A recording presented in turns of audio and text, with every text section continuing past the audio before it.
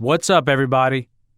My guest for today canceled unexpectedly last minute. We rescheduled it, but rather than try and fill the hole with another guest who I'd also have to book last minute, I've decided instead to release an overtime to an episode that was particularly popular with all of you, my episode from February of this year with Matt Taibbi. The overtime is roughly 30 minutes, maybe a little less. We talked about the Goldman 1MDB scandal. We also talked about Matt's experience on the campaign trail with Donald Trump back in 2016 and projections and predictions for the 2020 election. I thought, besides the fact that this was a popular episode, it's also relevant to the news cycle with the recent Democratic debates, round 2 last week. So I think you're all going to enjoy it one way or the other. Matt's fantastic. And I also apologize for not having something new, everyone. I try to do it every week, and as a result of trying to keep things timely, I also end up not having stuff in the tank ready to go in the event that something like this happens. So please enjoy this, and if you want to hear more overtimes, I always say this, the overtimes are often better than the full episodes, and this may well be true with Matt. I can't remember. It's been a long time since I heard it, but it's definitely true of a number of other guests. So if you're interested in hearing more of these overtimes from past episodes that you really enjoyed listening to, or for future ones that haven't come out yet, I'd suggest going to patreon.com/Hidden Forces and subscribing to the audiophile subscription. You can also subscribe to the Autodidact or the Super Nerd, which are the transcripts and rundowns, but that's up to you. The minimum subscription is the overtime. Also, before I hand it off, everyone, this is a unique opportunity for me to make an ask that I normally only do as a pre-roll before every episode, and it's about Apple Podcasts, specifically about ratings and reviews. Right now, we have 239 people who have reviewed Hidden Forces, with almost all of those at 5 stars. Our average rating is 4.9. But I know how many listeners we have, and obviously that's not even a fraction of our listener base. And I know it takes some time. I get it. I know it takes some thought to write something, and I think many of you, if you're anything like me, feel like you're going to get to it at some point because you want to say the right thing and you want to choose the right words. Well, I want to encourage you not to even have to worry about that. You can rate the show without having to write a review. You can come back later and write the review. You can go into the Apple Podcast app, click on Hidden Forces, scroll down past the episodes, and you get to the ratings and reviews, and all you've got to do is tap on the star that you think we've earned with the work we do. And I say we because there are a number of people who help make this podcast possible, not the least of which is my editor, who makes me sound 10 times better, more coherent, and more intelligent than I am in real life. So it's literally that simple, everyone. It literally will only take a second of your time, and it would mean everything to me if you did that now before going into the episode with Matt Taibbi. All right? I appreciate all your support, your listenership, and without further ado, here is my overtime to my episode with Matt Taibbi. Matt, welcome back. Thank you, Demetri. That was an awesome episode that we just did on media. So that was fun. Yeah. So I wanna talk to you about your experience on the campaign trail with Trump. Oh yeah. And then I want to talk to you about your experience with the financial crisis. Let's start with Trump. I've loved hearing your take on this because Trump is a phenomenon. Yeah. So when did you first meet this guy? Have you met him in person? When did you sort of first follow him? And what was your experience on the campaign trail with him? I don't think I ever met Donald Trump personally. It's funny, my first job in journalism, I was an intern for Wayne Barrett, who was sort of a famed muckraker here in the Village Voice, and he was Trump's first biographer. Couldn't stand Donald. So I heard things about Trump over the years. Trump was also sort of the main character in Spy magazine, which was a huge influence on me growing up. It was a satirical magazine started off by Kurt Anderson and Graydon Carter. And so Trump was a central villain in that magazine. But I always thought of him as sort of a joke. I never thought of him as somebody who would be part of a real political movement. But then literally the instant I saw him on the campaign trail, I knew that it was serious. And Just the instinct he had for it? Well, there were a couple of things going on. And I think this is a really interesting topic because it's still totally unexplored. There were two parallel developments that were going on at the beginning of the Republican race. One was this thing that we talked about in the podcast, that there was all this discontent out there, right?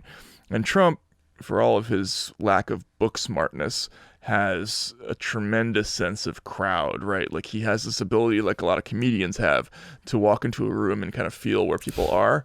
And so he pretty quickly was able to create positions that molded to the discontent of the crowds that he was feeling, right? He didn't start out really particularly against the wars in the Middle East, but he noticed there were lots of vets in the crowd. And he's like an algorithm. Exactly. He's a machine learning algorithm. So I saw early on that he was sort of like this vacuum cleaner for discontent, and he was dominating the conversation. He also had this incredible pull over media that was unique. But the parallel phenomenon that nobody talks about to this day was the total collapse in public confidence in the Republican Party. Because if you look back, you'll see people like in 538.com, right? Like Nate Silver, all those people, they were saying, Donald Trump is a protest candidate. Here's how protest candidates work. They get an initial surge of support, and then they fall back to the pack, and then the real candidate emerges. So that actually happened. There was a moment in October of 2015 when his numbers just started to fall off a little bit, right? Yeah. And what was happening was the Republican electorate was like, we can't do this. Let's look elsewhere.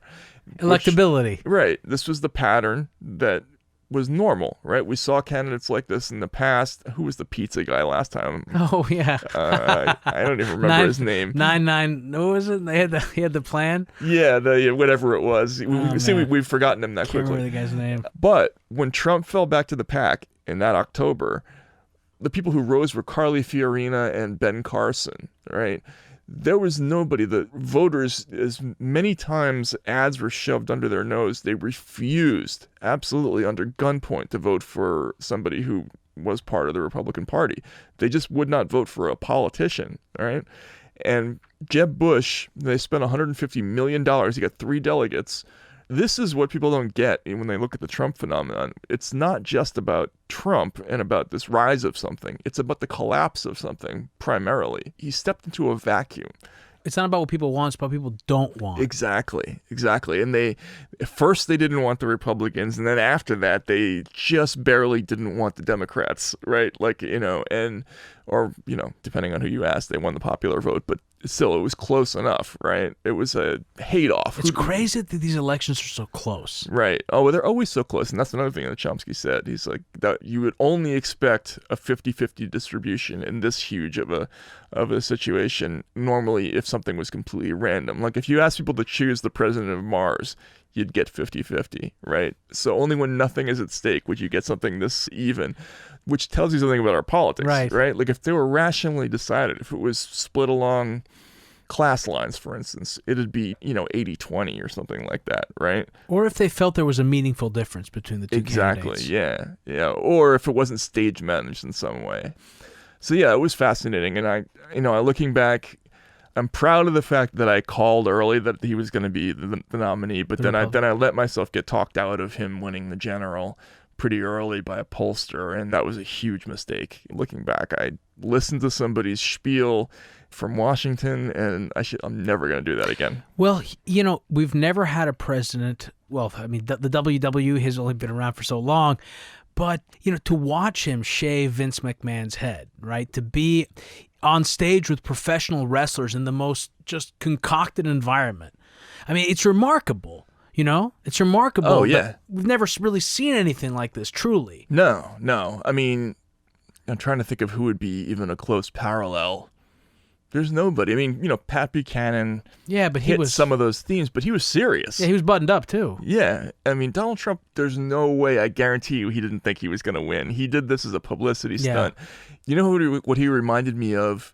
Do you remember when Mike Tyson came out of retirement? or came back Of course. from prison. From prison. His first fight was against this guy, Peter McNeely. Yeah, the big white guy from like Boston or something. With a mullet, Yeah, right? yeah. So Peter McNeely knew he was going to get killed, and when the bell rang, he like ran to the middle of the ring, like right into a Tyson right cross, right? He was like a guy in a frat dare, basically, right? Like he psyched himself up to go charge into the middle, and it was over in a second.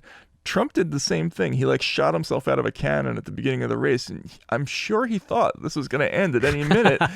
And to his amazing surprise, like everything, the entire infrastructure of American stupidity just sort of catapulted him into the middle of this firestorm of controversy. It was an awesome thing to watch, and I say that in the truest sense of the term. I don't mean that it was great. Yeah, I mean it was incredible. But there is an appeal. He has an appeal, right? Sure. So what is it that Trump voters, find so appealing? Because I've spoken to many people who, some of them are my friends. They still are my friends. I don't not hang out with people based on who they vote for.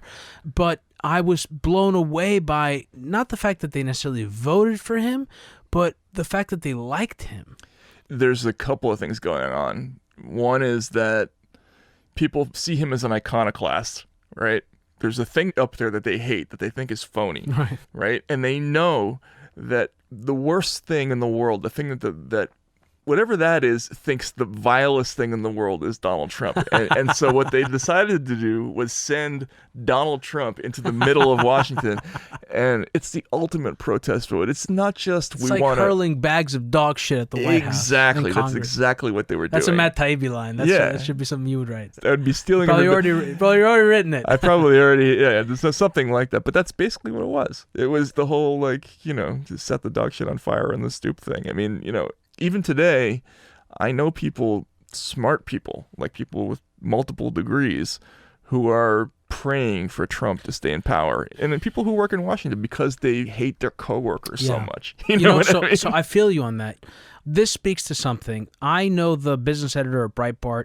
I know him from his days working at CNBC, and we're friends on Facebook. I don't know him well, but I remember after the election, I was shocked at the election on Trump, and I saw a status up that he put on Facebook, and he said something along the lines of the sort of the liberal sort of hair on fire, freak out is delicious. And I tell you something. I read that and I thought, it is delicious. I was like, I feel that, and I felt bad about it, but I also couldn't deny that I was enjoying it. Donald Trump's election has given me that satisfaction. Right. And I say that even as someone that did not want Donald Trump in the White House, does not want him in the White House to this day, I think that he's the exact opposite of what the country needs, but maybe it's what the country wants, exactly because he feeds that visceral riling up that has happened in our country as a result of many of the things that we've discussed today. Yeah, no, I couldn't be more opposed to basically everything that Trump stands for, both personally and from a policy standpoint. But as somebody who's had to deal with, for instance, somebody like Robbie Mook, right? Or not Robbie Mook, but the Clinton campaign sort of infrastructure, right? Robbie Mook was the campaign manager for the Hillary Clinton campaign. Yeah, actually, come to think of it, I never dealt with him exactly. I dealt with other people in their campaign. But that those people, there's nothing in the world that they would find more offensive than Donald Trump and losing to Donald Trump, right? And those are disgusting people. And so I get it. You know what I mean? So this is the thing, right? I think that you make this really great point in hate, which has to do with how the news used to be blue collar. We talked about it as well. It used to be more blue collar, and now it's more white collar. And there's a level of sycophancy. People that don't want to follow the herd. I'm in that camp. I know you are in that camp. I think that this is distasteful, right? And I think that's kind of what you're touching on. There's a sense of an air of inevitability. We're the establishment. We're sort of exactly. We know better. Yeah, we're the experts. Right, exactly. Yeah. And there's a thing where you're just kind of like, you know what? And I don't care, even if we're all going to go down in a flaming ship, I want to see you go down in flames. You want to see them kicked in the face by a mule. It's satisfying. Yeah, exactly.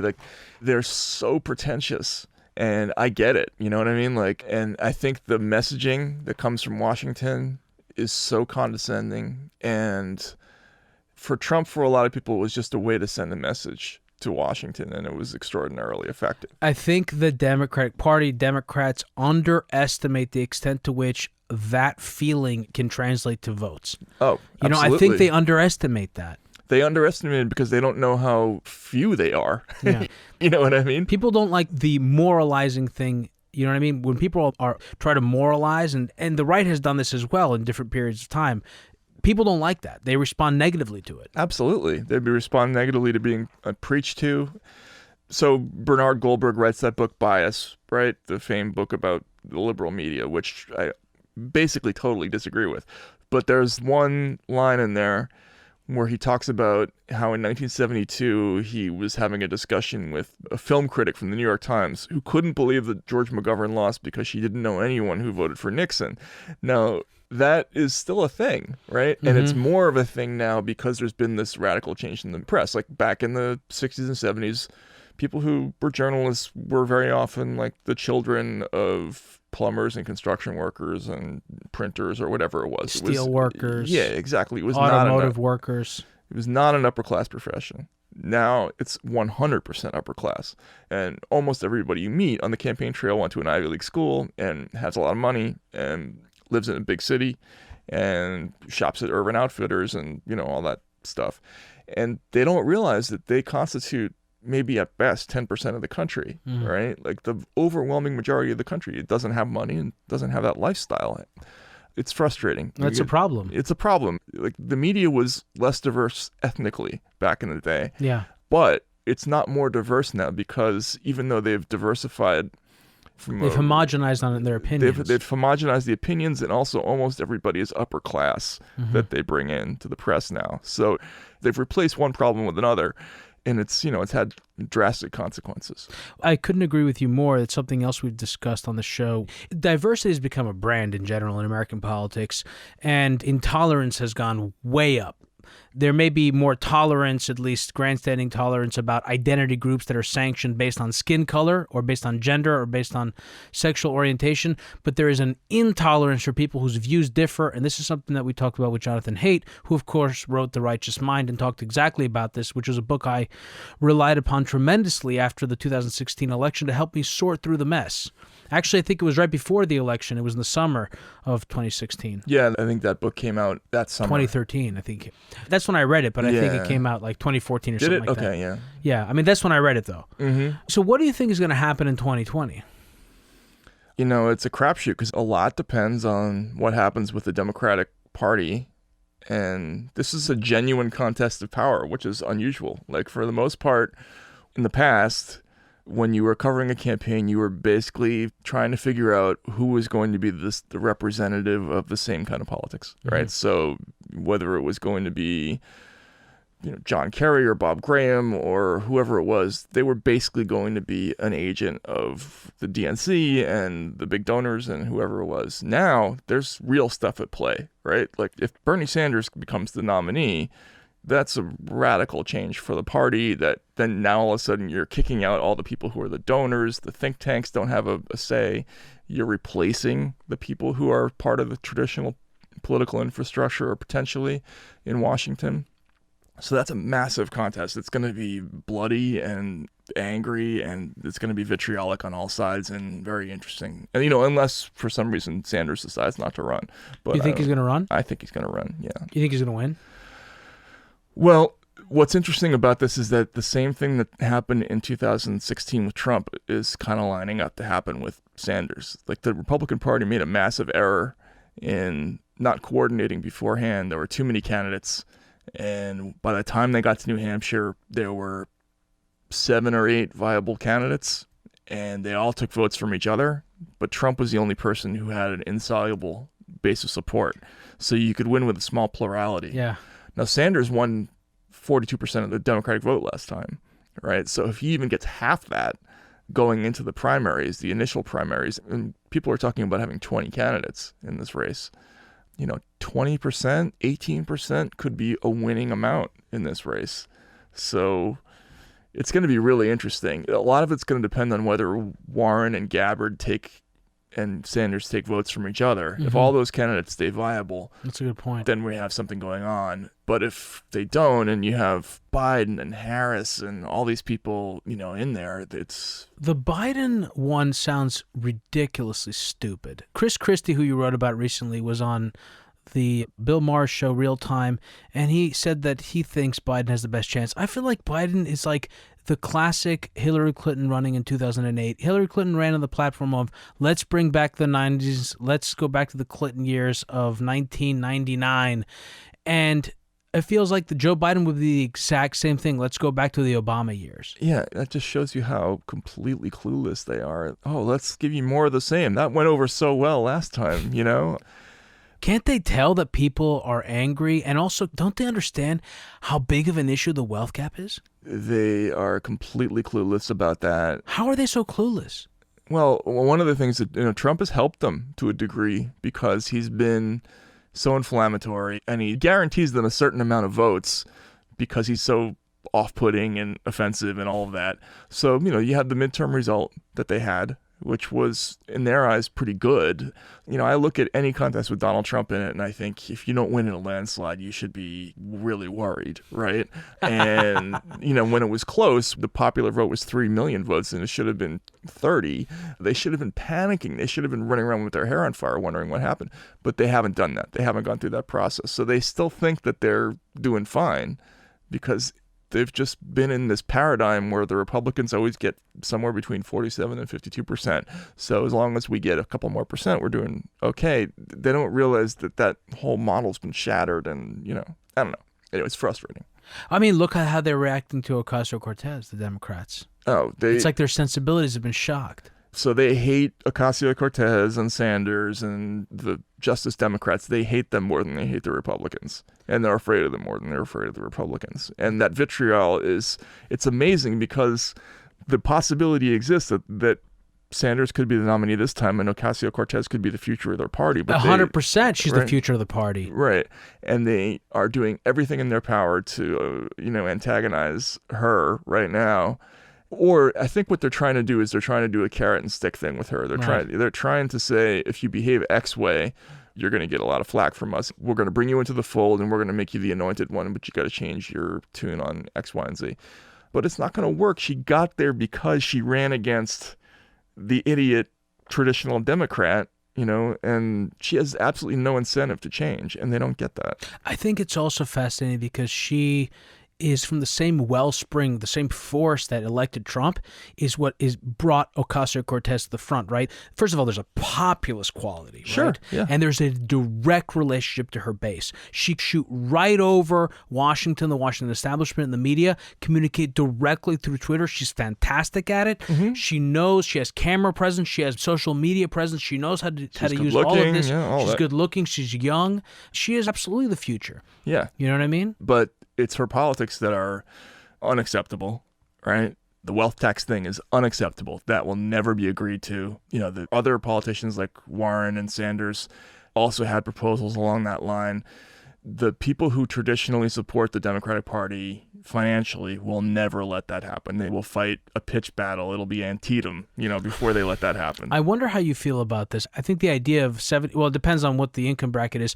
In general, I always have a problem with taxes because I always know what they're talking about. They say we're going to raise income taxes, but what they end up doing is they create loopholes for certain people that are really wealthy. But I think here's the thing, and I wonder how you feel about this, and then I want to ask you one more thing. We'll wrap it up. Mm-hmm. I just don't see how we can move forward without finding a resolution and without compromise, because the wealth gap has grown enormously due to technological reasons, to regulatory changes, financialization of our economy.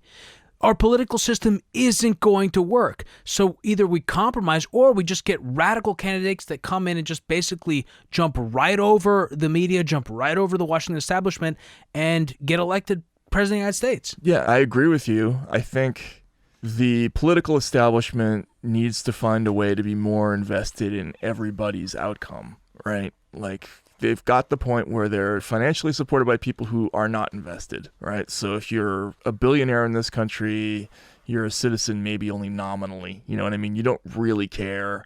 In the old days, if you were Milton Hershey or something like that. The old school oligarchs sort of had this vision of sort of lifting up all of society. That's sort of gone now in the global economy. And I think that's what one of the things that people are responding to, the voters, this idea that we've been abandoned by this sociopathic class that doesn't really care, that we have no health insurance, that we're one illness away from being bankrupt, all that stuff.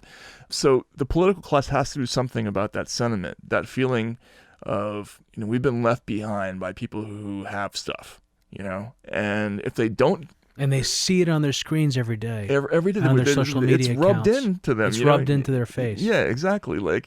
And so there has to be some kind of movement towards something that gives people a little bit of a break and that moves us a little bit more in the direction of, not having this plutocrat class that's just sort of, hovering over everybody that's unaccountable, in every way. So I think that's a big thing. The media and our politicians also stoke division, and that division makes it difficult for us to unify, which is what we need in order to move something like this forward.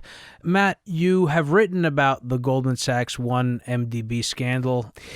What can you tell us? I mean, this is not something I've read about, pieces here and there from, including stories about people getting murdered, which is crazy. Oh, no. Yeah, there are murders, yeah. What can you tell us about this? And I'd love to also see how this all fits into this larger narrative of Goldman and the financial system post-2008. It's an unbelievable story. All of these financial scandals are insane. This one is particularly crazy. It's basically, the short version of it is a couple of bankers for Goldman who were in Malaysia got in bed with the local dictator, and they decided to have a sovereign wealth fund that they called 1MDB, and they went around the world raising money. So they pitched institutional investors in the idea that they were investing money in sort of Malaysian infrastructure projects. So they raised money from people all over the world, billions of dollars, for people who thought they were building subways and agricultural drainage projects, all these things. In fact, the money just all went into a big account and turned into a party for this guy named Joe Low, who was like an aide to the president. Yeah, and his short name is like J-Lo or Joe-Lo, right? Yeah, it's Jho Low. They stole upwards of $4.5 billion. And part of that money went to funding the movie Wolf of Wall Street. They bought Picassos. They had parties. They were hiring Snoop Dogg to throw parties. They were going all over the world. So it's basically a sovereign ripoff. So they create a fund, as I understand it. Yep. They used the sovereign bond market. They issued securities on the credit of Malaysia in order to liquefy the fund, from which they then extracted money for their own purposes. Exactly. What was Goldman's participation in this? They issued the bonds. Yeah. The bonds of the Sovereign Wealth Fund. Right. And they made $600 million. So the fees were something like 10 times what they would have been normally. Right, so which is a giant red flag. Yeah. It's like because they knew they were doing something really, really bad. It's like getting a $5,000 massage. It's probably more than massage. Right. Yeah. You're getting paid. You're getting paid for something more. Yeah, exactly.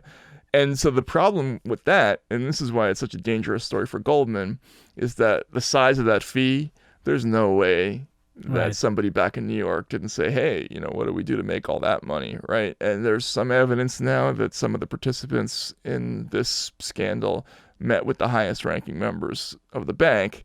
Maybe at least once they actually met directly. There was a direct meeting between one with Lloyd Blankfein and the president of Malaysia, right? Yeah, with Joe Low. Joe Low, sorry. Yeah, they've charged a couple of people already, but if it snakes higher, their stock's taking a beating. Because investors investors are concerned that they've laid out a certain amount of money, right, in preparation for having to pay fines that are larger than anything they've had to pay before. Yeah, this would be like the Deepwater Horizon thing, but like twice that size. Is the only reason that they're even in danger of having to pay because this didn't happen to Americans? If this happened domestically, they would have gotten away with it? That's an interesting question. Yeah. That's an interesting angle. Yeah, I hadn't even thought about that. It was so brazen. Yeah, because the only reason that this is going forward is because the president actually got voted out in Malaysia, which allowed the investigation to go forward. Like, you could kill it from the inside if you still had some political influence, but they don't anymore. So now that Najib, the president, is gone, this thing is going forward, and the traditional levers that they have of control over these scandals is absent. So that's an interesting question. But, they're looking at paying, an amount of money that's like mind-blowing. Yeah. It's now 10 years since the crash. What's the verdict for you? Where is our economy today? Where are our markets? Are we in danger of something similar again, or is just going to show up politically and electorally? I don't know. I mean, I think you probably know better than me, right? You're more of an expert than me. People I talk to from back in the day, they warn that a lot of the same things are going on. You know, I have people who tell me things like, you know, the same kinds of behaviors we saw with mortgages back in the day, you're seeing with CLOs now, right? With like small business loans, securitized loans, like that market's overheated. People think the stock market's overheated. I don't know. I mean, corporate debt market also. Corporate debt market, you know, like the debt levels are now about as high as they were in 2008, right? Total debt is higher, isn't it? It's higher, right? Yeah. So I don't know. You don't have an opinion, Matt? I mean, if I have to put money on it, catastrophe is always where the bet is. But I don't know. What would Noam Chomsky say? Let's in closing to this. What would Noam Chomsky say? What would Noam? I'm sure he would predict disaster and more of the same and just as bad. Matt, thanks so much, man, for staying so long. Thank you, Demetri. I didn't expect it to be this long. It's okay. I appreciate you. I know you didn't expect it to be this. This is a marathon. We're here for like 2 hours straight. Thank you so much. No, thank you. I appreciate it.